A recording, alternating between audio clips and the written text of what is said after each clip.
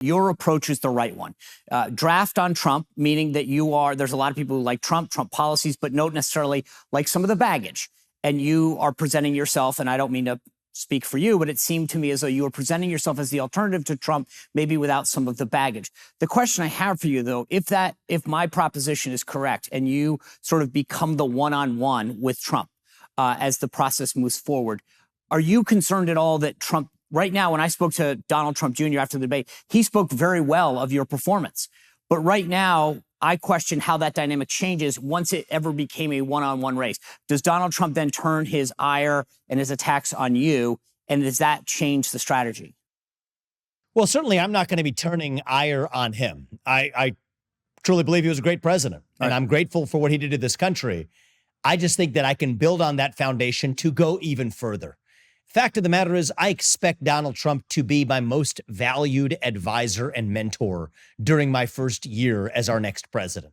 I don't want to reinvent the wheel. I want to actually learn from where he left off, understand where he might have fallen short or wanted to do things better. Great. I want that head start. I believe Donald Trump is a patriot, and I believe that he will serve in that capacity to help me succeed in that role. The fact is, I'm 38, though. I have fresh legs. I'm not yet jaded and cynical and tired. I think it takes somebody whose best days are still yet ahead of himself to see a country whose best days are ahead of itself as a nation too.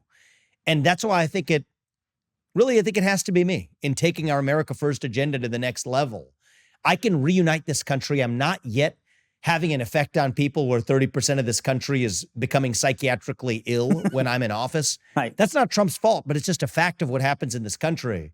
And so I expect him to be somebody who serves as an important mentor and an advisor in that first year in office.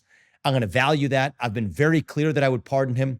I've been very clear that I think, and I stand by it, that he is the best president of the 21st century by far. But are you worried about the attacks? But I want to build on that foundation and go further. Are you concerned? I mean, but that's great. And I think everybody So I'm not concerned that he's going to attack. I don't expect him to. Okay, but you wouldn't go back at him. If he comes after you, you're not going to... I don't think he's going to come after me, actually. Oh, I do. think we're both patriots who share a vision for the America First agenda. And I think America First, it does not belong to either of us. It doesn't belong to Trump, and it doesn't belong to me. It belongs to the people of this country.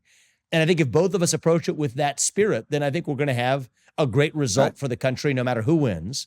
And I'm going to make the case for why I think it should be me.